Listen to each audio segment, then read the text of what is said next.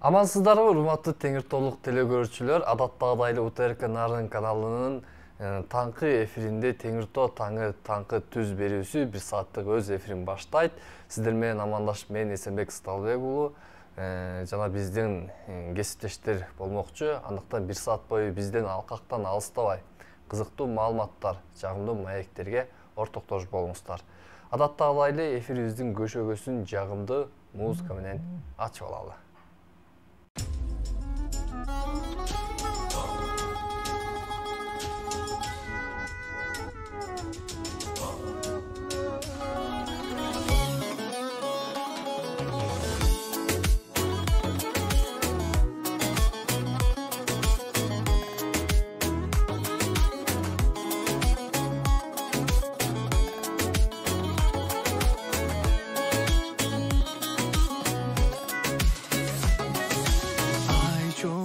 Yüzün akmanday, acarın süküm aktanday. Asmanım jarık sen mene, ay günüm nurun çaçkanday. Sadağam bakıtın sen baltamdan, adaşam jamandıktan jalgandan. Samağan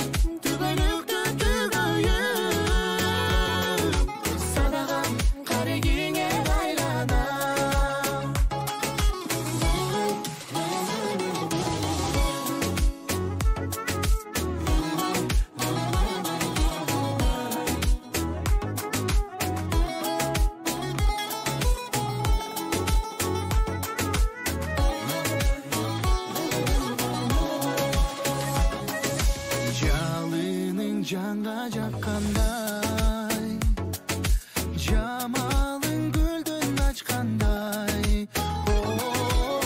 Жан берген күнде қубана, жоғытып қайра тапқандай. Садағам бақытың сен балтамдан, адашам жамандықтан жалғандан. Самаған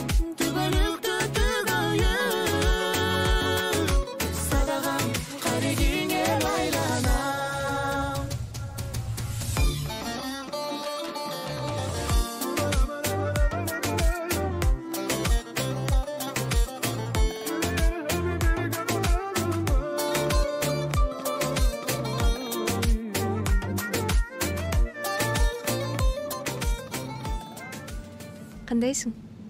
Жакшы, өзүң кандайсың? Жакшы. Мүмкүн тамактанып келебиз? Макул, мен кирип чыга калбайынбы 5 мүнөт күтүп турсаң? Макул.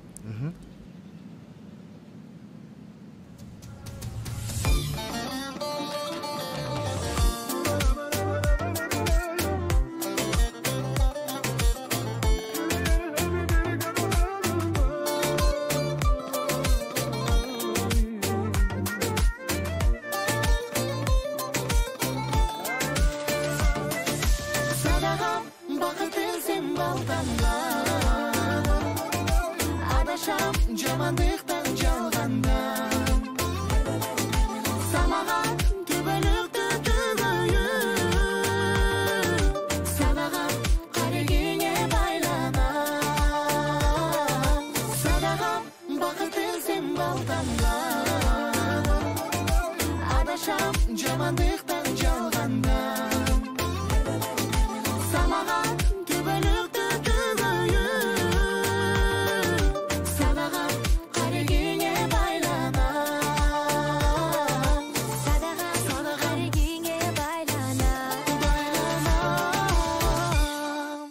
Мына ушундай жагымдуу музыкадан соң эфирибизди алдыңызды улантабыз. Жогоруда жаңырып өткөн чыгарма бүгүнкү күн ээлерине ырдесте катары арналмакчы. Негизинен бүгүн күнгө шаршемби, ноябрь айынын 27-си, күз мезгилинин акыркы күндөрү. Ошол эле маалда кыш жакындап, аба ырайы сууктап, өз өкүмүн жүргүзүүдө. Мындай мезгилдин, мындай учурларында көп адамдар баягы мезгилдин алмашуусу менен ар кандай сасык тумоого, респиратордук ооруларга кабылып жапа чегип кетишет. Мына ушул курч респиратордук ооруларды, сасык тумоону алдын алуунун бирден бир табигый дарысы бул лимон экени талашсыз. Лимон витаминдерге бай келип, адамдын иммунитетин көтөрүүдө жана ошондой эле ар кандай ооруларды алдын алууга чоң өбөлгө түзөт. Анын күнүнө лимон ширесинен 2 аш кашык адам ичип турса, табигый аскорбин кислотасын өзүнө ала алат экен. Лимонда кандай кызыктар бар жана андан эмнелер жасалат, ал туурасында силер билесиңерби түрмөгүздөн?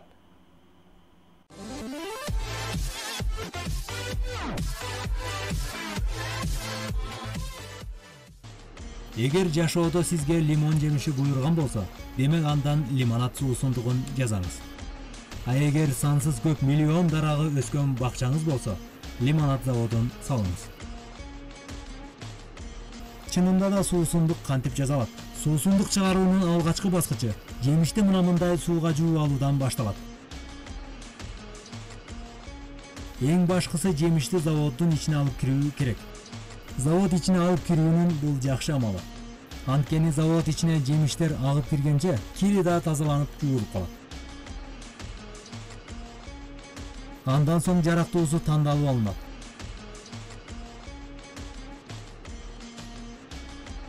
Eleonora Spice Ray, илимий кызматкер.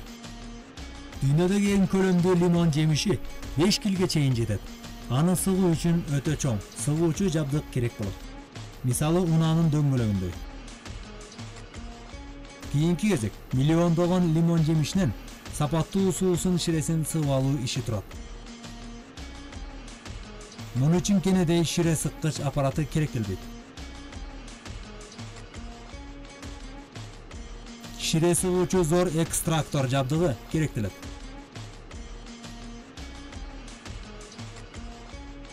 Автоматташкан жабдык заманбап техниканын негизинде орнотулган.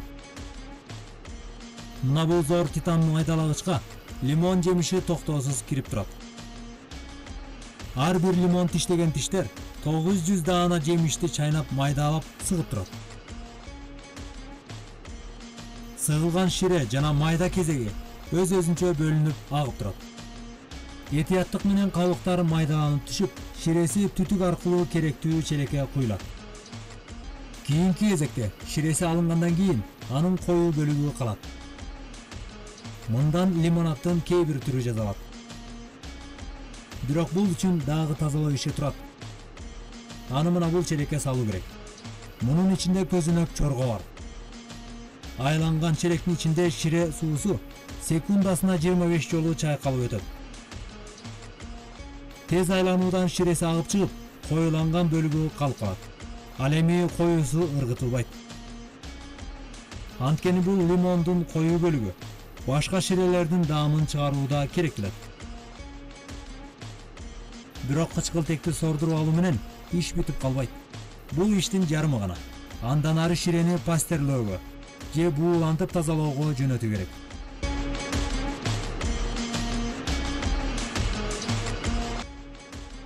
Бактерияларды өлтүрүү үчүн кайнатуу керек. Майдалоо, ширесин сыгуу жана тазалап буулануудан кийин лимонад шире суусундугу даяр болду. Бирок ал Измирдеги заводко жетүү үчүн 150 чакырым жолду басып өтүү керек. Заводдон чыккан шире өтө эле кычкыл. Андыктан бардык эле адамдар мындай кычкыл ширени жактыра бербейт. Ошол себептен компания Мэри Поппинстен үлгү алып келет. Ширени таттуу кылуу үчүн шекер кошулат. Өндүрүштүк негизде колдонууга талап кылынат. Андан соң суу кошулуп, өтө чоң дат баспаган челектерге аралаштырылат. 25 градус жылуулукта чалынган шире суусундугу даяр болду. Мына эми суусундукту басуучу, табитти ачуучу суусундук жасалып бүттү.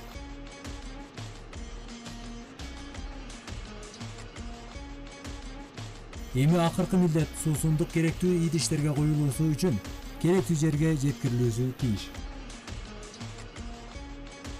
Мына бул жерде бөтөлкөгө куюу иши башталат. Ар бир саат сайын 42 чоргодон 12.000 бөтөлкөгө лимонад суусундугу куюлуп чыгып турат. Капкактар жана этикетка ишти соңуна чыгарат. Жыл сайын бул завод 200 миллион лимон жемишинен 4,5 миллион литр лимонад жасап чыгарат. Тартынбаңыздар. Андан көрө суусундук кандыра ичиңиздер. Токтосун Жакыпов, Мирзат Муталипова, Теңиртоо таңы.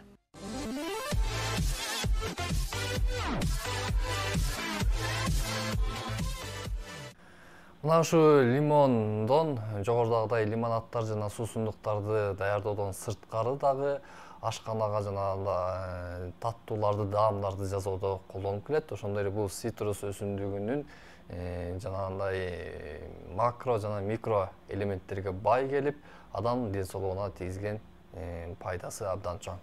Көрсөтүүбүздү андан ары улантабыз. Биз жогоруда айтып өткөндөй кызыктуу маалыматтар жана жагымдуу маектер болмокчу деп белгилегенбиз. Мына биздин куттуу студиябызда Мамлекеттик камсыздандыруу уюмунун Нарын филиалынын директору Арстан Алымканов. Саламатсызбы? Куш келипсиз. Таңды кандай тосуп алдыңыз? Таңды жакшы тосуп алдык. Алгач эле суроо ушу камсыздандыруу жаатында Нарын облусунда кандай иштер жүргүзүлүп атат? Эл бул кандай кабыл алып атат? Турак жайларын камсыздандырууда өсүш барбы, жылыш барбы алда? Жакшы болот. Силерге чоң рахмат ушу чакырып ушул турак жайлар боюнча, камсыздандыруу боюнча, элге маалымат жеткирүү боюнча дагы бир жакшы бир мүмкүнчүлүк түзүп берип атасыңар. Силерге чоң рахмат. Эми негизинен жалпы область боюнча биздин Нарын областы боюнча 50.899 турак жай катталган. Мына жылдан жылга бул өсүш темпи көрсөтүлүп атат. Буга себеп ушул жылы биздин урматтуу президентибиз Садыр Нуркожоевич 20 мартта бизге атайын указ чыгарып берген, жарлык чыгарып берген. Ошонун негизинде азыр учурда Кыргыз Республикасынын президентинин Нарын облусундагы ыйгарым укуктуу өкүлчүлүгү, андан сырткары акимдер, мэр болуп жалпы ушул ишти алып барып атабыз. Бүгүнкү күндө мына былтыркыга салыштырып айтып кетсек, былтыркыга салыштырмалуу 50% көп болду бүгүнкү күнгөчү. Кудайым буюрса жылдын аягына чейин дагы бул көрүнүш дагы өсөт деп ойлойбуз. Жылдан жылга адамдар өздөрүнүн турак жайларын камсыздандыруу көбүрөөк болуп катталып атат. Бул деген сөз жаратылыш кырсыктары көп болуп биздин республиканын аймагында, ошон үчүн эле биздин областта дагы жаратылыш кырсыктары көп кайталанып, ошонун негизинде баягы мурда билесиздер да, ушул жаратылыш кырсыктарынан жабыркаган турак жайларга ушул өкмөт тарабынан же МЧС тарабынан, жергиликтүү бийлик тарабынан жардам берилип келчү да. Мына бүгүнкү күндө ошол нерсенин баарын токтоп, камсыздандыруу гана жардам берилет.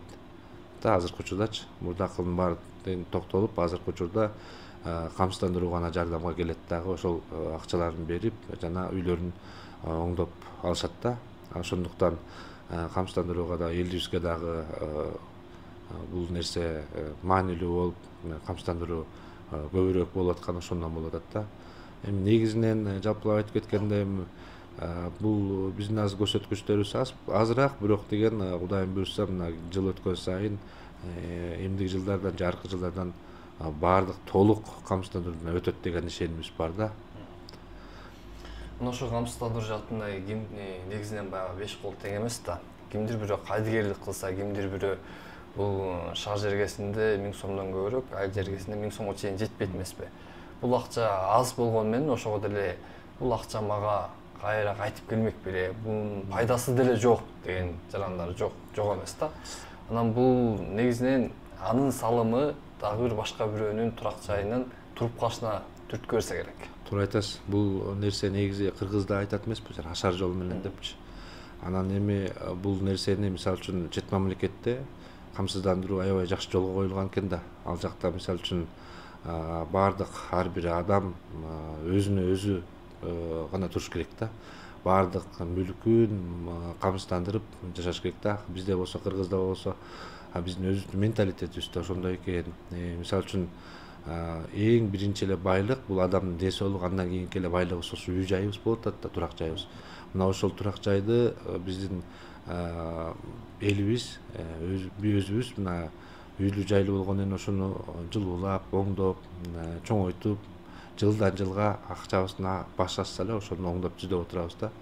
Бирок ошол үйүбүздү, турак жайыбызды бир сааттык же бир 10 мүнөттүк жаратылыш кырсыгынан алдырып ийсек, канча жылдан бери салып, оңдоп түзөп алган үйүбүз бир заматтын ичинде эле кыйроого келип калса аябай эле чоң күч келет да.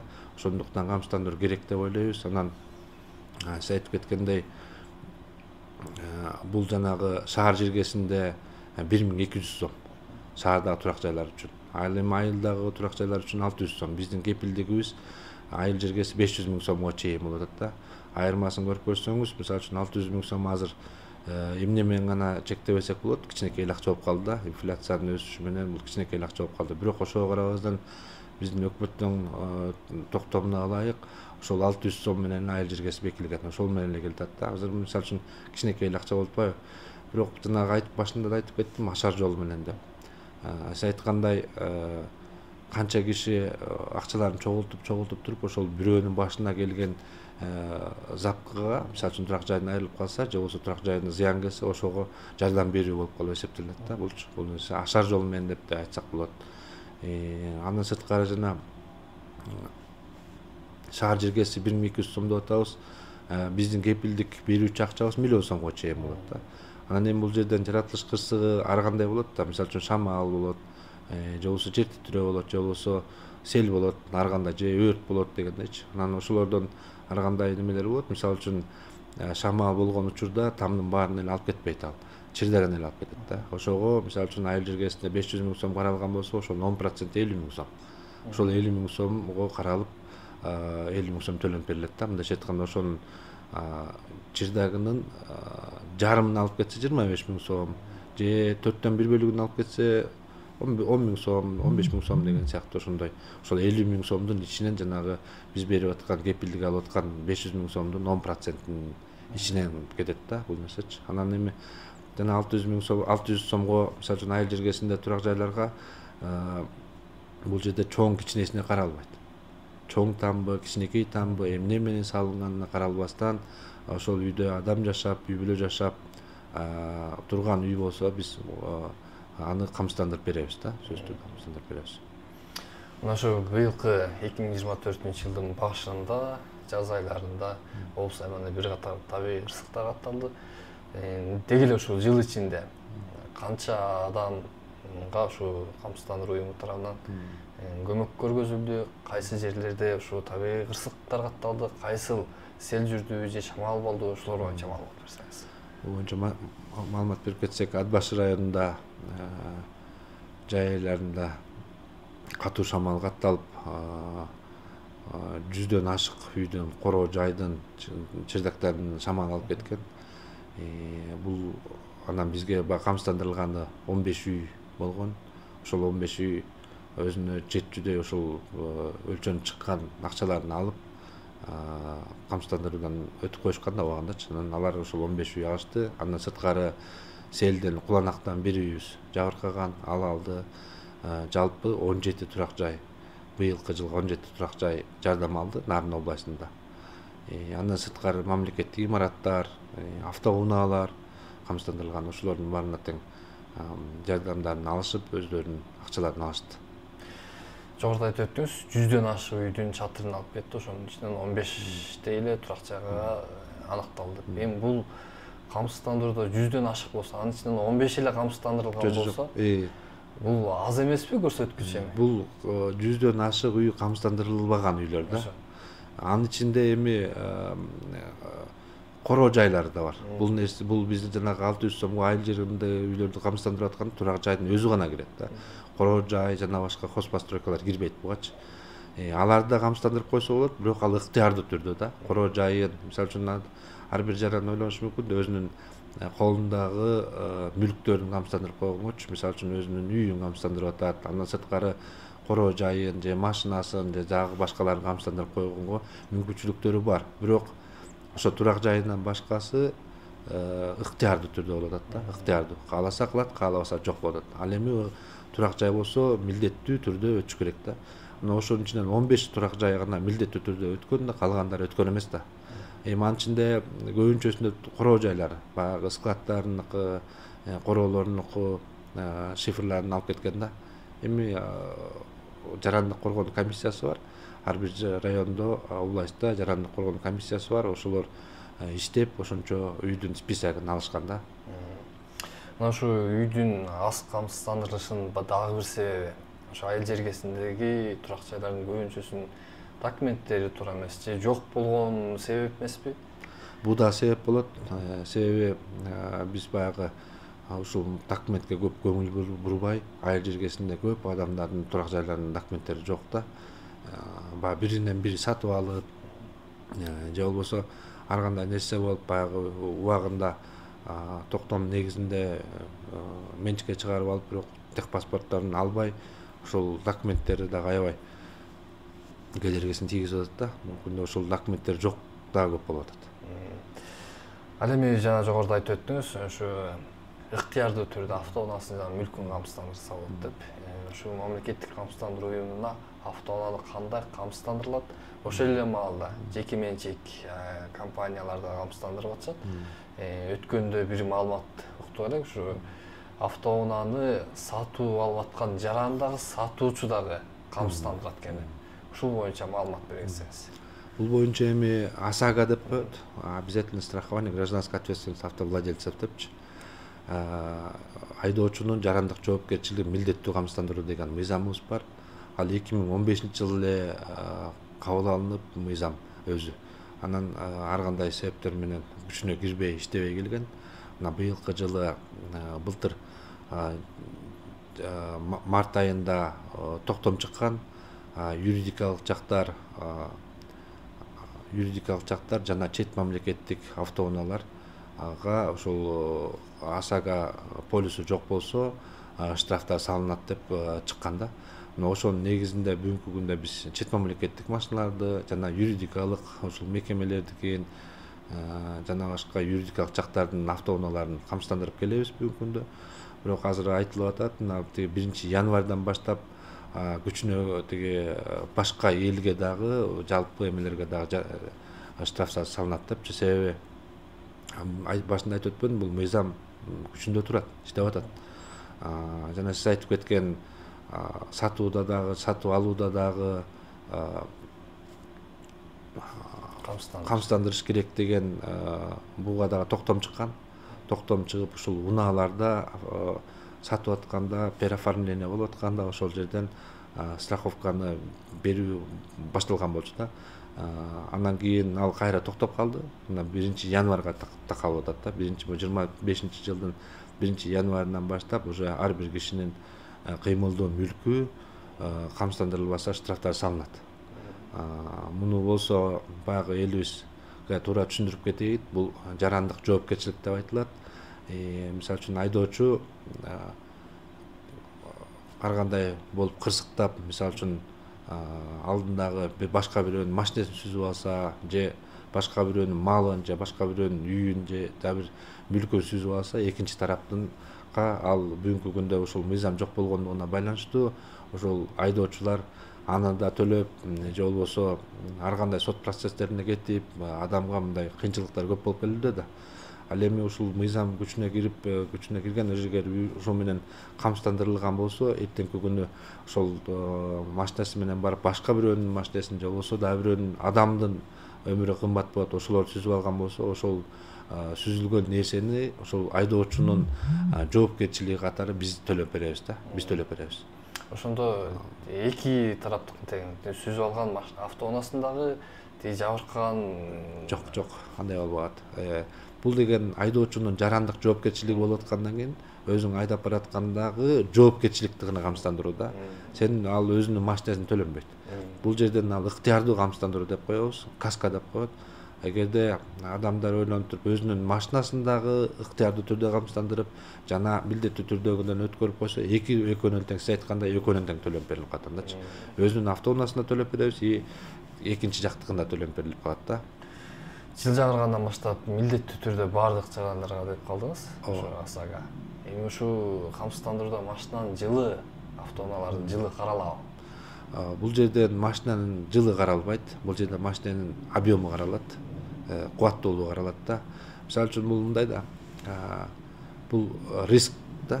Мисалы үчүн чоң машина менен, мисалы үчүн КАМАЗ менен же кичинекей бир Жигули же Фит машинасынын экөөнүн сүзгөндөгү удары кимисиники күчтүүрөөк болот, КАМАЗдыкы күчтүү болот чынбы. Ал болсо мисалы үчүн бир нерсени сүзсө талкалап кетет да. Ал эми Фит болсо акырыныраак келип сүзүп калат да. Мисалы үчүн көп жабыркабайт деген сөз да. Анан ушул эске алынып туруп, анан мисалы үчүн объему кичирээк машиналардыкы азыраак арзан болот. Ал эми чоңураак машинаныкы кичине кымбатыраак болот да.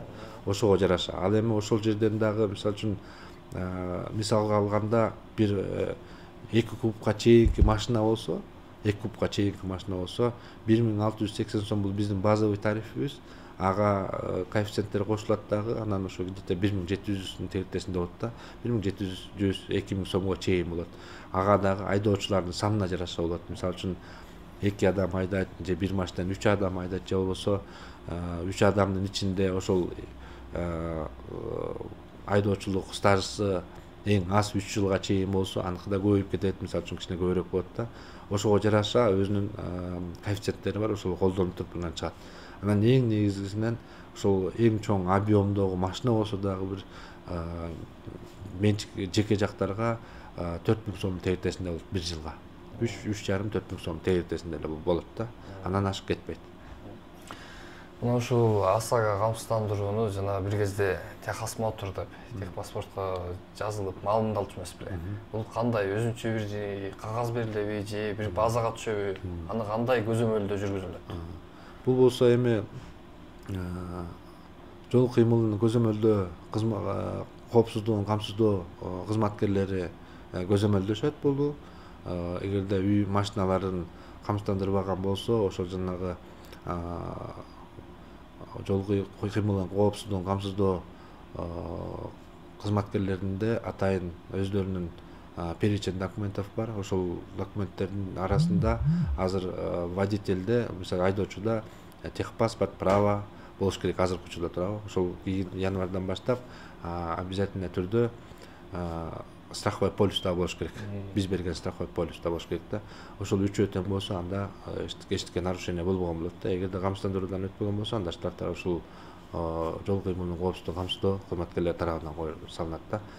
Анан муну адамдар налог катары көрбөш керек да. Бул нерсе өздөрүнө эртеңки күнү кыймылдуу кыймылсыз мүлккө караганда кыймылдуу мүлктүкү кыйыныраак да. Айдаганда ар кандай нерсе болуп кетет да.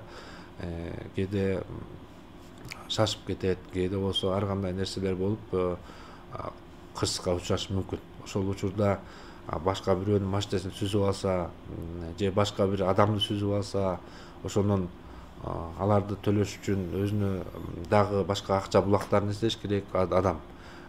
Же болбосо ошол сотко берип салса, сот процессинде жүрүш керек, ар кандай маселелер бар да. Мына ошонун баарын камсыздандырып койсо, ал проблемалардан кутулат да айдоочу. Ошону мисалы үчүн азыркы учурда мисалы үчүн эмне үчүн чет мамлекетте ошондой адамдар өздөрүнүн баардык мал мүлкүн, өзүнүн ден соолугунан бери камсыздандырып коюшат дагы, проблемасы жок да. Көп мындай эме болбойт да. Ал эми ошол эле азыркы учурда элдин баарында тең ошондой эмелер бар, проблемалар бар. Эртеңки күнү акчаны каяктан табам, бирдеке болуп калса деп ага дагы ар кандай ойлор кетет да. Мына ошондуктан камсыздандырып койсо, бул эң эле жакшы нерсе болуп эсептелинет да адамдын өзүнө. Арстан байке, биздин куттуу студиябызга таң эрте келип маек куруп бергениңизге абдан ыраазычылык билдиребиз. Анан сизге ушу камсыздандыруу жаатындагы жүргүзүп жаткан иштер жана алдыда аткарылчу иштер боюнча элге кайрылууңуз, эркин микрофон. Рахмат, жакшы болот. Биз азыр областтын аймагында ар бир айыл өкмөттө ушул биздин камсыздандыруу кызматкерлери бар.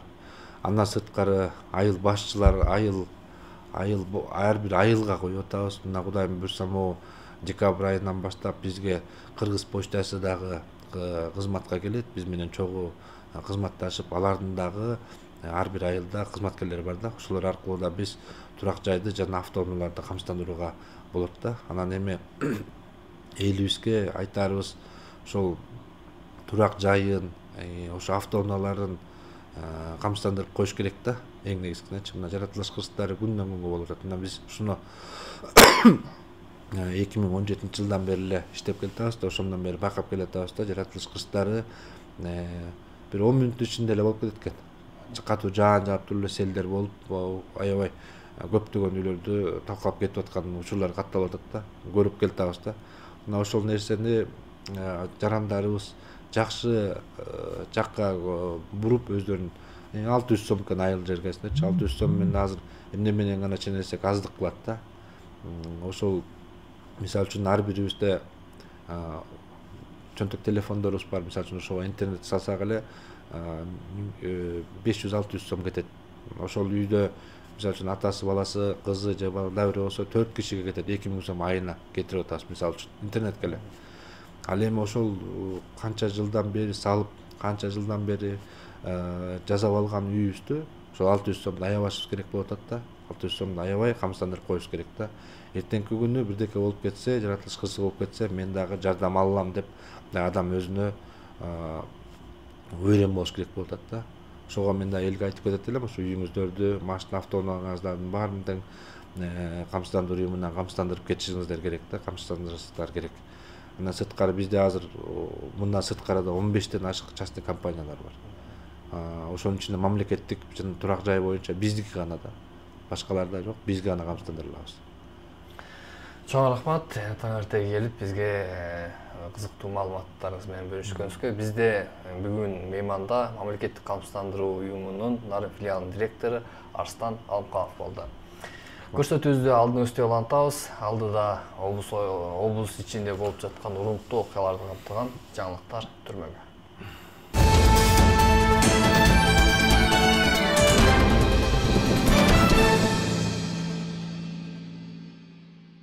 Кутмантаңыздар менен назарыңыздарда Нарын жаңылыктары маалымат программасы. Быйыл Кочкор районунда дан эгиндеринин түшүмдүүлүгү жылдагыдан жогору. Алсак буудай, арпа гектарына 24 центнерден айланган. Бул көрсөткүч өткөн жылы 21 центнерди түзгөн. Ал эми картошка гектарына 50 тоннага чейин берди. Ушул тапта айыл чарба тармагында алгылыктуу иштер аткарылып бүтүп, райондо түшүм майрамы менен катар айыл чарба кызматкерлеринин күнү дагы белгиленди. Көргөзмөдө турган мына бул арашан тукумундагы кочкорлордун тирүү салмагы 160 килограмм. Аны асыраган Тимур Кайыпбеков эт багытындагы койлордун бул тукумун районго, облуска жайылтуу үчүн көп жылдардан бери эмгек кылып келет. Мындан улам ал көргөзмөгө келгендерге сандан сапатка өтүү учурдун талап экенин айтып, тажрыйбасы менен бөлүштү. Жайдары кой деп коет эмеспиз. Ошол кой деле ошондой жейт. Убарасы деле окшош эле. Бирок сапатка өткөн жакшыраак. 300 кой айдаганча 100 койду айдасаң правильный болот да. Баасы жөндөм деле. Эркектери 30 000 сомдон бир 120-130 000 сомго чейин барып калышы мүмкүн. Ургачылар болсо сатып жүрөбүз, ошол алар деле ошол 30 000 сомдон бир 50-60 000ге чейин барып калат ургачылар. Экинап келген бул музосу. Ал эми Эпкин айылынын тургуну Тынчтык Айдарбеков суткасына 30 литрге чейин сүт бере турчу уйларды чет өлкөдөн алып келген. Уйлар жергиликтүү шартка бат көнүп, сүттү дагы ойдогудай берүүдө. Сүт эле эмес, эт багытында болгондуктан кирешелүү болуп саналат. Жердин баары деградация болуп атат, климат өзгөрүп атат. Биз мурун жалаң эле жайыт менен мал багып жүрүп, колго бакканды жакшы өздөштүргөн эмеспиз да. Анан ошондуктан азыр ушундай жакшы породадагы малдарды алып келип колго багып, жайыттарды, экологияны сактай турган болсок, бул мамлекет үчүн жакшы эле нерсе да. Мына ушундай айыл чарба тармагындагы жетишкендиктерди белгилеп жылдын жыйынтыгы чыкты. Райондо быйыл дыйкан фермерлер 15 жаңы атайын техникаларды лизинг жолу менен алып келишкен. Ал эми суу чарба башкармалыгына бир кызматтык 4 атайын жаңы техника келсе, агрардык өнүктүрүү башкармалыгы дагы жаңы кызматтык унаа менен камсыз болду. Мындай техникалык толуктоолор менен айыл чарбасындагы иштерди алдыга жылдырууга өбөлгө түзүлүүдө. Жыл ичинде айыл чарба тармагында алгылыктуу иш алып баргандар сыйланды. Быйыл аба ырайыбызга байланыштуу Кудайга шүгүр жакшы түшүм алдык. 1051 гектарга буудай айдаганбыз, андан жакшы түшүм алдык. 7900 гектарга арпа айдаганбыз, андан жакшы түшүм алдык. 2418 гектарга картошка айдаганбыз, андан бир 40 миңге жакын, 40 миң тоннага жакын картошка өндүрүп алып, быйыл азыркы учурда ушу жарымынан көбү сатылды. Анан жарымы оролордо, кампаларда сакталып турат. Сиздерге биз чын айтканда акча берели деп келдик. Арзан акча берели деп келдик. Ошондой эле быйыл облустук өнүктүрүү фондунун эсебинен фермер дыйкандар жылдыгы 2% түзгөн. 10 жыл мөөнөткө чейин каражат ала алышаары белгилүү болду. Бул каражат айыл чарба багытында иш баштайм дегендер үчүн чоң мүмкүнчүлүк. Эң жакшысы өндүргөн продукцияны кайра сатуу үчүн дагы ири ишканалар менен келишимдер түзүлгөн. 1000ден ашык фермер окутуп алынды. Мындан тышкары 20дан ашык чарба, көрсөтмө чарбалар түзүлөт. Кочкордо айыл чарба кызматкерлеринин күнү менен катар түшүм майрамында райондо өндүрүлгөн продукциялардын жарманкеси да уюштурулду. Бул күнү машина трактор станциясы да ачылды. Норзаблаев, Нарын жаңылыктары, Кочкор району. Нарында дыйкан фермерлерге жылдык үстөгү 2% түзгөн каражат берилет. Булар чарба кластерин өнүктүрүү үчүн жасалууда. Нарын облустук теңиртөө өнүктүрүү фондунан айыл чарба кластерин жеке ишкерликти өнүктүрүү, кайра иштетүү өндүрүш ишканаларын колдоо багытында 450 миллион сом бөлүндү. Айыл чарба тармагындагы эт, сүт, балык, мөмө жемиш, сафлор жана тоют кластерлерин өнүктүрүүгө жана ушул багыттагы долбоорлорду каржылоого өзгөчө көңүл бурулат. Ишкердик баштайм деген облустагы тургундарды, айрыкча дыйкан фермерлер долбоор жазып, 2% жылдык үстөмдүгү менен 10 жылдык мөөнөттөгү насыяга каражаттарды алышса болот. Бир айылды чейикти келгиле карагат айлантабы, жетишир каналына же малинасына. Аркы байзакты башкасына айлантабы, башкуанын башкасына айлантабы. Мындай мүмкүнчүлүк жумгалдыктарды кубантты. Кызыл Жылдыз айылындагы дан өсүмдүктөрүн өндүргөн Кудаке Актерек кооперативинин төрагасы Токтобек Өмүралиевдин айтуусунда жоголугушуу чоң пайдага турду.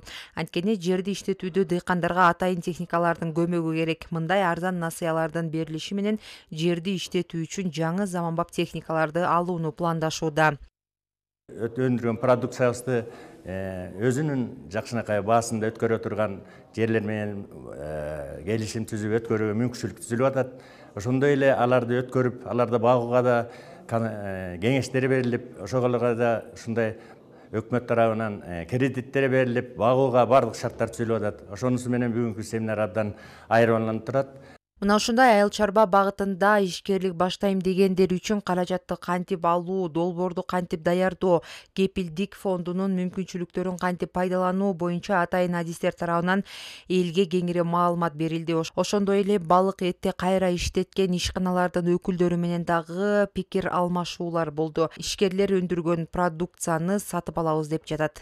Кредит алып аткан учурда толук кандуу залогу жетишпей калгандыктан өз максатына жетпей Мына ушундай жолугушуулар учурда облустун бардык райондорунда өткөрүлүүдө. Бара Насырова, Нурсултан Болотбек уулу, Нарын жаңылыктары. Жаңы жылдан тарта өлкөдө бензин жана дизель отунунун баасы 1 сомго жогорулайт. Бул боюнча 20 ноябрда жогорку кеңеште каралган салыктык эмес кирешелер жөнүндө кодексинин жол фонду жөнүндө мыйзамга өзгөртүү киргизилип, 3 окуудан тең кабыл алынды.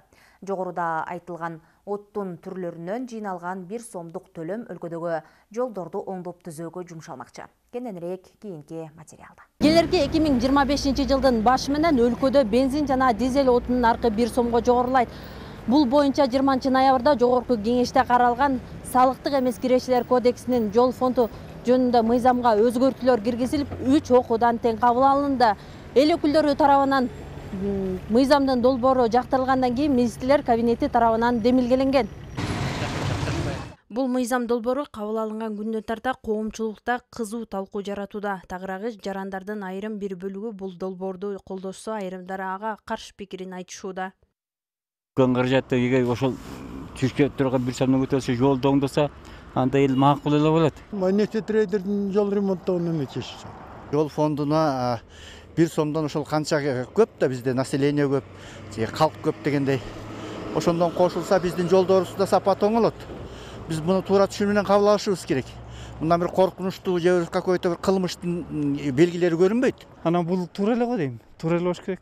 Себеби канча ким көп айдаса ошол көбүрөөк төлөп калат экен да. Аз айдап үйдө жаткандар төлөбөйт экен мисалы үчүн. Туура эле. Ал эми жогорку бийлик өкүлдөрү бул мыйзам менен өлкөдөгү автожолдор оңдолуп айылдарга, жайлоолорго, чейинки жолдорго асфальт төшөөгө өбөлгө болоорун айтышууда. Буйруса 15-20 декабрда биздин өлкөбүзгө 1250 дана ушул жол чарбасына, транспорт тармагына иштей турган атайын техникалар келип атат. 1250 дана. Ошол келип аткан техникалардын 750-сү ушул жол фондунан түшкөн каражаттын эсебинен алынды.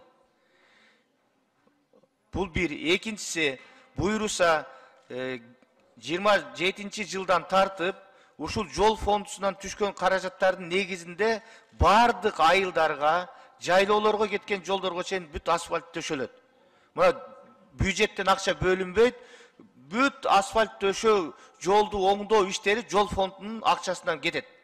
Мына ушуну эске алып койсоңуздар, урматтуу депутаттар. 2022 жылы жолдорду тейлөө үчүн жол фонду түзүлгөн. Анын бир нече киреше булагы бар. Бюджеттик каражаттан тышкары күйүүчү, майлоочу майлардын акцизинин 50% унаага байланыштуу төлөмдөр жана айыптарда фонддун эсебине түшөт. 2024 жылы жол фонду 5 миллиард сом киреше алат деп пландалган. Бензин жана дизелге 1 сом акы кошулса, кийинки жылы фонддун кирешеси 7 миллиард сомго жетет деп эсептелди. Наргиза Жумадил кызы, Эсенбек Сталбек уулу, Бексултан Жолдошбеков, Нарын жаңылыктары. Ушуну менен Нарын жаңылыктары маалымат программасынын таңкы берүүсүн жыйынтыктайбыз. Кайрадан кечки эфир аркылуу амандашканча.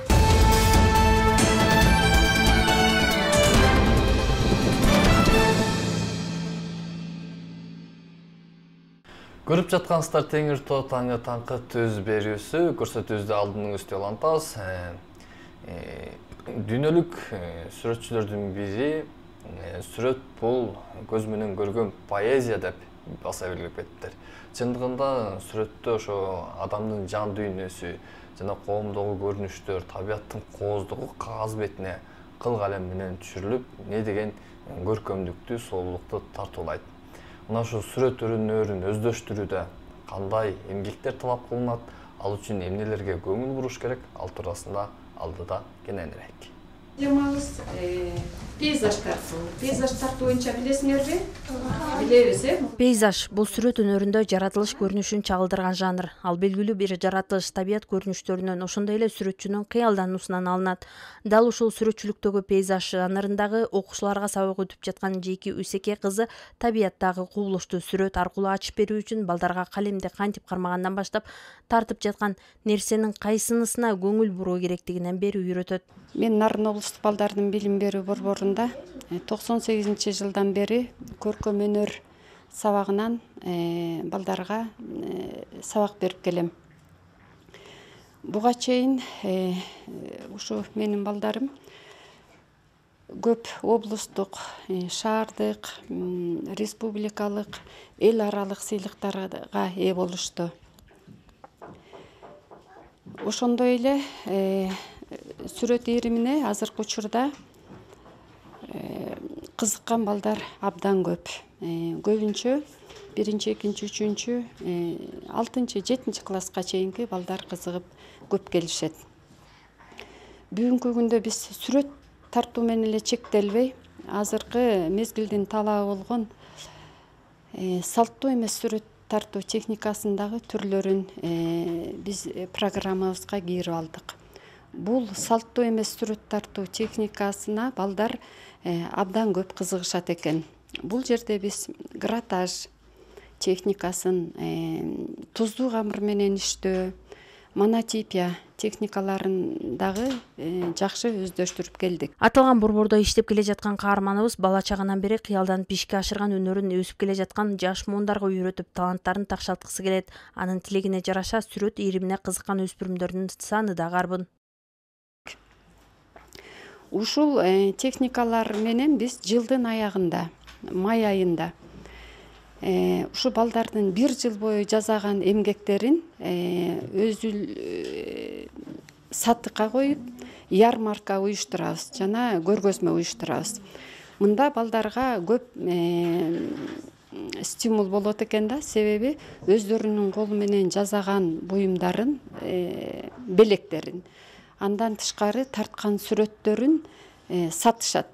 Ата-энелер келип дагы көрүп, ушундай жакшы экен деп көп ыраазычылыктарын айтып кетишти. Ал ошо саткан акчаларын балдар кайра өздөрү эле алып, көркөм каражаттарга жумшашат. Учурда сүрөт ийримине келген окуучулардын саны 80ден ашуун. Балдар бул жакка тандоосуз кабыл алынат. Ийдирээк түсү, сүрөткө шыктуусу акырындап бергилип, бул өнөрдү өстөштүрүп, андан ары алып кетишет. Мага биякта аябай жагат. Мен биякта 3 жылдан бери окуйм. Көп нерселерди үйрөндүм. Мен мурунда өзүм деле кызыкчумун да, сүрөт тарткан, анан бияка келгенде жакшыраак тартып, көбүрөөк үйрөндүм, жакшы көп эмелерди. Сүрөт бул көз менен көрө турган поэзия деп Леонардо да Винчи айткандай, искусствонун бул түрүнө бала кезде кызыгып келгендердин саны көп болгон менен кесип катары тандап алып кеткендер Кыргызстанда сейрек. Ошол себептен мектептерде дагы мугалимдерде жетишсиздиги ачык байкалат. Андыктан сүрөтчүлүктү жандай көрүп, балдарга билгенимди көбүрөөк үйрөтсөм деген Жеки Усеке кызынын аракетине баракелде дейли. Наргиза Жумадил кызы, Нурсултан Болотбеков, Теңир Тотаңы. Мына ушу сүрөт өнөрүн аркалаган таланттуулар бир гана калем сап жана кагаз бетине сүрөт түшүрбөстөн азыркы күндө сүрөт тартуунун башка жолдорун да өздөштүрүп келишет. Маселен, кимдир бирөөсү дубал бетине мыкты уруп алып, жиптен сүрөт тартса, кимдир бирөө айнек бетине кумдан сүрөт тартып, адам көзүн талдырган не бир түркүн көрүнүштөрдү жаратып келишет. Көрсөтүүбүздү алдыңызда улантабыз. Негизинен адам ден соолугуна кам көрүү үчүн жана адам мүчөсүнүн туура өсүп өнүшүшү үчүн бала күнүнөн, ымыркай кезинен кам көрүү абзел.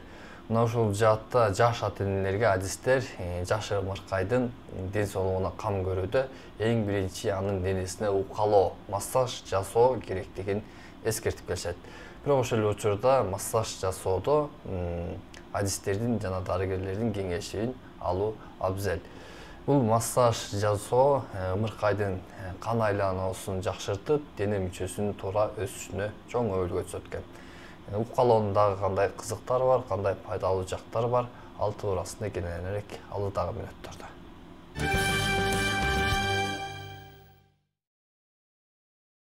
Саламатсыздарбы, урматтуу телекөрүүчүлөр? Бүгүнкү көрсөтүүдө сиздерге ымыркай балдарга туура кам көрүү төрөлгөндөн баштап, анын ичинде үй шартында балдардын дени сак, физиологиялык өсүүсү туура болуу үчүн мамалар өздөрү балдарга массаж жасаса болот. Баланы алабыз, көпчүлүк учурда жылуу ванна жасагандан кийин массаж жасасак, балага жакшы таасирин тийгизет. Биринчи майды алабыз. Майды алганда сиздин балаңызга кандай май колдонгон болсоңуз үйдө, ошону ала берсек болот. Өзүңүздүн балаңыздын жаш курагына жараша кыймыл-аракеттерди, көнүгүүлөрдү жасасаңыз болот. Эгерде айга чейинки балдарга сылап сыйпалоо, жөн эле поглаживание кылабыз ар бир денесинин булчуңдарын, жана таманга жетинин сүрөтүн тартабыз, сегиздин сүрөтүн тартабыз, ёлканын сүрөтүн тартабыз, жана баланын экинчи манжанын деңгээлинде таманды бассак манжаларды жумат, ал эми согунчогун бассак манжаларды ачат. Бул атайын таманга жазалуучу рефлектордук көнүгүүлөр деп аталат. Ушуларды жасайбыз. Экинчи бутуна дагы дал ушундай көнүгүүлөрдү жасайбыз. Кийинкиси 3 айга чейинки балдарды бир күндө жок дегенде 15 мүнөттөн көмкөрөсүнөн жаткызышыбыз керек. Ар бир жаткырганда 3 мүнөттөн 5 жолу жаткырсак туура болот. Андан кийин алакандарды алабыз. Ар бир манжаларды ачып укалоо жүргүзөбүз. Андан кийин жалпы колго сылап сыйпалоо жүргүзөбүз. Экинчи колго дагы так эле ушул кыймыл-аракеттер кетет. Сылап сыйпалоо ар бир алаканга жасайбыз жана колдун сырттарына укалоо жүргүзөбүз. Бизде эң негизги нерсе бар. 3 айга чейинки балдарда колика болушат, ичи көбөйөт. Ошол учурга атайын сиздерге ыкмаларды көргөзүп берейин. Көпчүлүк учурда балдардын ичи көпкөн кезде мамалар ыйлап атканда ушундай учурларда жасашат. Андай эмес. Бир күндө бир жолу далы булчуңдарды жөн гана сылап сыйпалоо жүргүзөбүз жана 3-6 жолудан жасайбыз. Баланы эмбрион абалында кармайбыз. Башкача айтканда, курсакта жаткандагыдай абалда кармап, эки тарапка 3-6 жолудан тоголотуп коебуз. Жөн гана ушул кичинекей ыкмалар сиздин балаңыздын күн сайын өсүп жатканына жакшы таасирин тийгизет. Мынакей урматтуу телекөрүүчүлөр, бүгүнкү маалымат сиздер үчүн эң баалуу маалымат болду деп ишенем. Кийинки көрсөтүүлөрдөн көрүшкөнгө чейин сак саламатта туруңуздар. Көрсөтүүбүздү алдыңызда улантабыз. Көрүп жаткансыздар Теңир Тоо таңкы түз берүүсү. Мына ушундай ымыркайга туура массаж жасоо анын ден соолугун чыңдайт экен. Негизинен Кыргызстанда жана дүйнө жүзүндө кандай кабарлар болууда, ал туурасында кесиптешим Наргиза Жумадил кызы кеңири тааштырмакчы.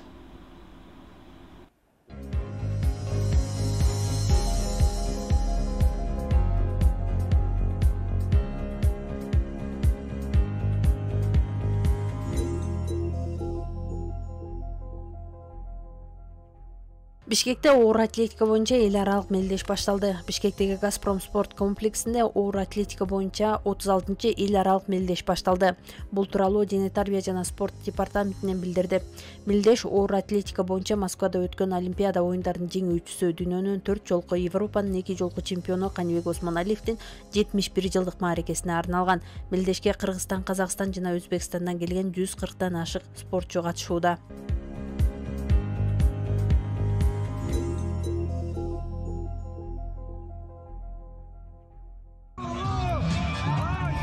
Айсулуу Тыныбекова 2028-жылы Олимпиадага бара турганын айтты. Токио жана Париж Олимпиадаларынын байгеси, кыз келиндер күрөшү боюнча дүйнө чемпиону Айсулуу Тыныбекова 2028-жылы Лос-Анджелесте өтө турган Олимпиадага бара турганын билдирди. Бул тууралуу балбан кыз УТРК Спорт Кыргызстан каналындагы маегинде айтты.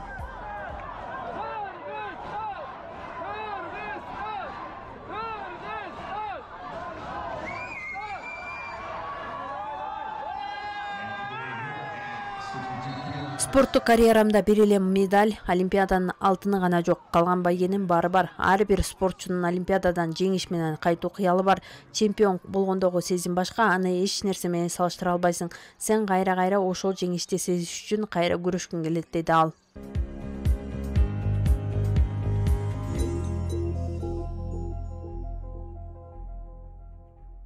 Илон Маск өзүнүн дүйнөлүк рекордун жаңылады. Америкалык миллиардер X социалдык тармаган эси SpaceX жана Tesla компанияларынын башкы директору Илон Маск өзүнүн рекордун жаңыртып, кайрадан дүйнөнүн эң бай адамы болду. Бул тууралуу чет элдик басылмалар жазышты. Маалыматка ылайык, жума күнү Илон Масктын таза байлыгы 347,8 миллиард долларга жеткен. Бул натыйжа жарым-жартылай Tesla акцияларынын уланып жаткан өсүшүнө байланыштуу экени кабарланды. Ошондой эле Дональд Трамптын АКШда шайлоодогу жеңиши бизнесменди саясий көңүл чордонуна алып келген. Буга чейин рекордтагы дал ушул америкалык ишкерге таандык болчу. Тагыраагы 2021-жылы ал байлыгын 340,4 миллиард долларга жеткирип, дүйнөлүк рекордду койгон. Рейтингинде экинчи орунда 219 миллиард доллар менен Джефф Безос турат.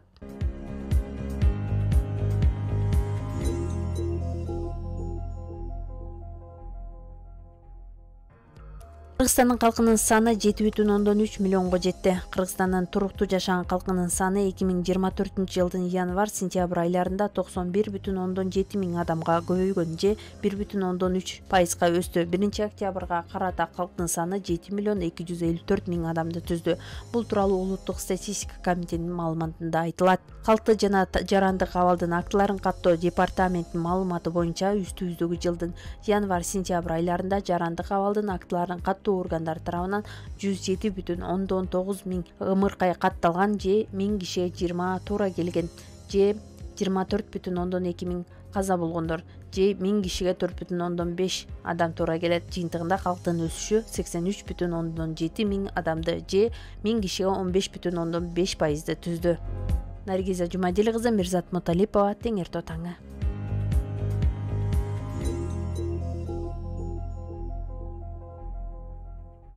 Бишкекте мына ошо оор атлетика боюнча мелдеш башталса, Айсулу Тыныбекова 2028 жылғы өтүүчү Олимпиадага катыша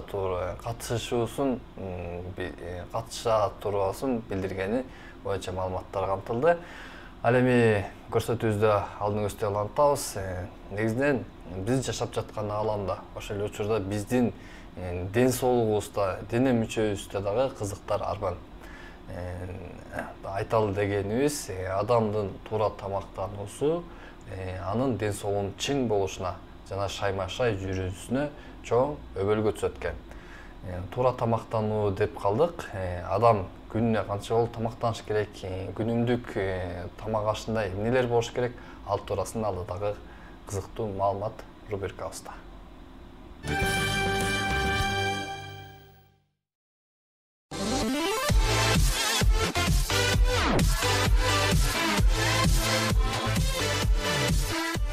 Туура тамактанган адам ооруга аз чалдыгат жана тез сагаят.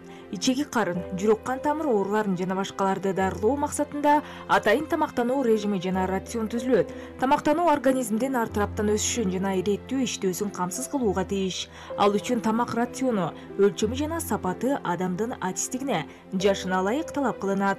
Организмдин физиологиялык талабы бир катар шартка байланыштуу. Организм тамак аш аркылуу тиричилик аракетине зарыл болгон белокторду, майларды, углеводдорду, ошондой эле биологиялык активдүү заттарды, витаминдерди жана минерал туздарды алат.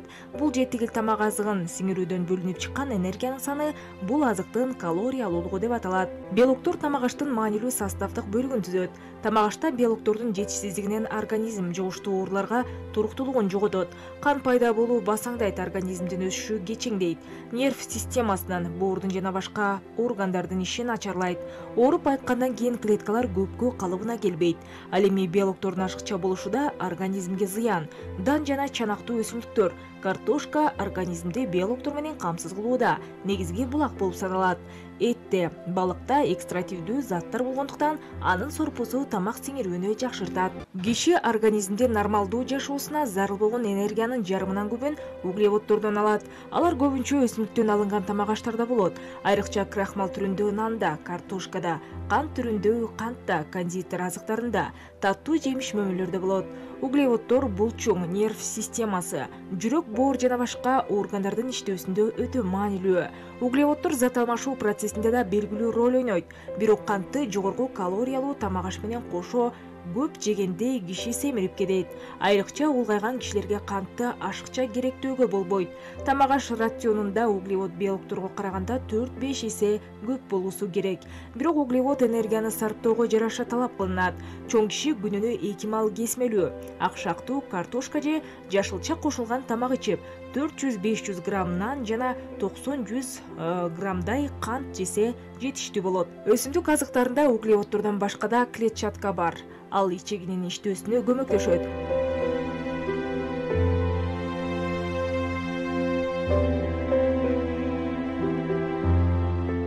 Майлар организмге энергия берүүчү зат болуп эсептелет. Алар белокторду, айрым минерал туздарды, майда эритүүчү витаминдерди сиңирүүгө жардам берет.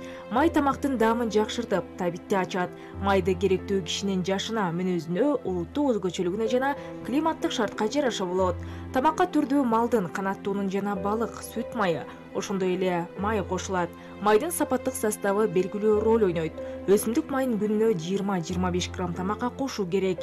Тамак рационуна май сымал заттар, холестерин жана лецитин кирет. Малдын майында, жумурткада, икрада, мээде, боордо, бөйрөктө болуучу холестерин организмдин, анын ичинде нерв системасынын иштөөсүндө маанилүү роль ойнойт. Гречка, буудай ак шагында, бурчактарда, салатта көп болот.